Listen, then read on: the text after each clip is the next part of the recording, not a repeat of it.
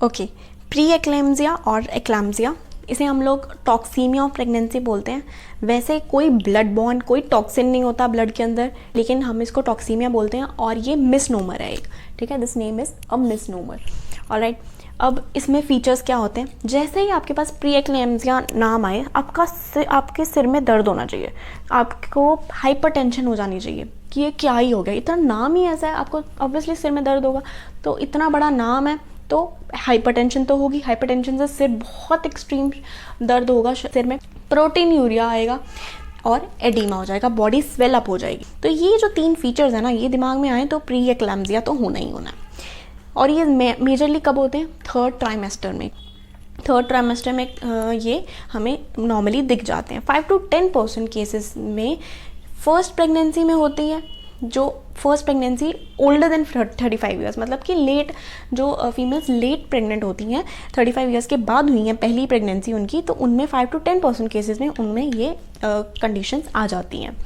अगर तो इन सब कंडीशंस के साथ साथ ज़्यादा ही इफेक्ट हो गया और सीजर्स आ जाते हैं, सीजर्स न्यूरोलॉजिकली भी सीजर्स आ गए, तो उसे हम बोलते हैं एक्लैम्सिया। तो पहले प्री एक्लैम्सिया फिर एक्लैम्सिया। अगर हमें इन सब की नॉलेज हो तो प्री एक्लैम्सिया वाली कंडीशन जब आती हैं तब हम डॉक्टर को कंसल्ट कर सकते हैं, तब फिर इसके बाद एक्लैम्सिया वाली कंडीशन नहीं आती है, वो अवॉइड हो जाती है। लेकिन हम इन सब चीज़ों को अवॉइड करते हैं, इग्नोर करते हैं, इसीलिए एक्लैम्सिया की कंडीशन आ जाती है। ठीक है, अब तो फ़िलहाल इतनी हो चुकी है, इतनी एडवांस हो चुकी है कि लोगों को इसके बारे में नॉलेज मिल गई है, नहीं तो पहले ये कंडीशंस को अवॉइड बिल्कुल किया जाता था। अब कॉजेज़ क्या हैं?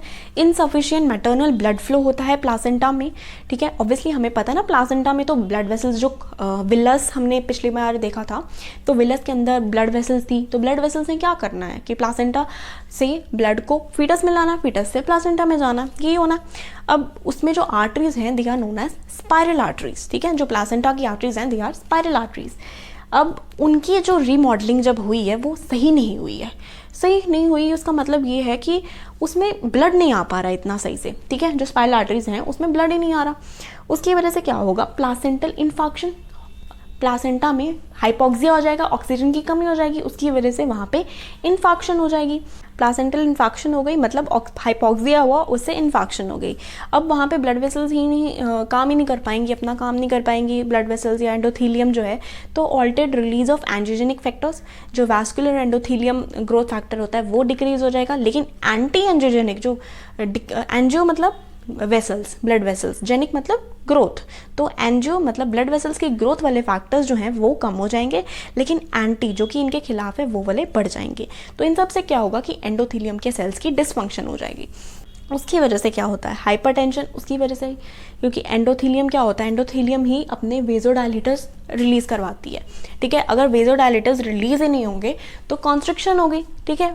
वेजो कंस्ट्रिक्शन होगी तो फिर क्या होगा? यहाँ पे हमने बोला भी है, लेकिन इंक्रीज हो जाएंगे वेजो कंस्ट्रिक्शंस, वेजो कंस्ट्रिक्टर्स, जो कि कहाँ से बनते हैं? थ्रोम्बोक्सिन A2 उससे बनते हैं। तो वेजो कॉन्स्ट्रिक्शन हो रही है लेकिन वेजो डायलेशन नहीं हो पा रही है, तो क्या होगा? कॉन्स्ट्रिक्शन की वजह से ब्लड वेसल्स, ब्लड जो है वो हाइपरटेंस मतलब हाइपरटेंशन हो जाएगी, ये फीचर हो गया। अब हाइपर कोएगुबिलिटी होगी, हाइपर कोएगुबिलिटी होगी। एंड ऑर्गन फंक्शन, मतलब अगर बहुत सिवियर हो जाए तो एंड ऑर्गन फंक्शन हो जाएगा, स्पेशली किडनी और लिवर पे साथ सबसे ज़्यादा इफेक्ट पड़ेगा। किस पे फर्क पड़ेगा? किडनी और लिवर पे, ठीक है। 10% सिवियर जो केसेस होते हैं उनको क्या हो जाता है? हेल्प सिंड्रोम हो जाता है, HELLP, सिंगल एल नहीं है, डबल एल है, इसका एक निमोनिक है। दैट इज H से होता है हिमोलिसिस हो जाती है, EL से होता है elevated liver enzymes, elevated liver enzymes. LP से इस low platelet count, low platelet count है, हेमरेज होगा उसकी वजह से, ठीक है। ब्लीडिंग होती है ना, haemorrhage is very much bleeding, excessive bleeding, और प्लेटलेट जो है वो क्या करते हैं? वो क्लॉट बनाते हैं, ठीक है। तो हेमरेज हो गया, इन्फार्क्ट्स बन गए, हमने इन्फार्क्ट्स पढ़ा है प्लासेंटा में, इन्फार्क्ट्स हो गए। फाइब्रिनॉइड नेक्रोसिस हो गया, कहाँ पे हुआ? प्लासेंटा की जो वेसल्स हैं वहाँ पे हुआ फाइब्रिनॉइड नेक्रोसिस, फाइब्रस टिश्यू वहाँ पे आके डिपॉजिट हो गया, ठीक है। Pre mature maturation of placental villi, अब क्या होता है कि विलाई चाहता है कि मुझे ब्लड मिल जाए किसी तरीके से, ठीक है, लेकिन प्लासेंटा में जो आर्टरीज हैं वो अच्छे से हुई नहीं उसकी डेवलपमेंट, तो उसमें से ब्लड नहीं आ पा रहा। तो ये वाले जो प्लासेंटा के विलाई हैं वो बहुत जल्दी मैच्योर होने की कोशिश करेंगे, ठीक है, वो मैच्योर होने की कोशिश करेंगे ताकि वो ब्लड ले सके, इसलिए उनकी मैच्योरेशन जो है वो प्री मैच्योर होती है, pre mature maturation of the placental villi. So yeah, this was about pre-eclampsia and eclampsia.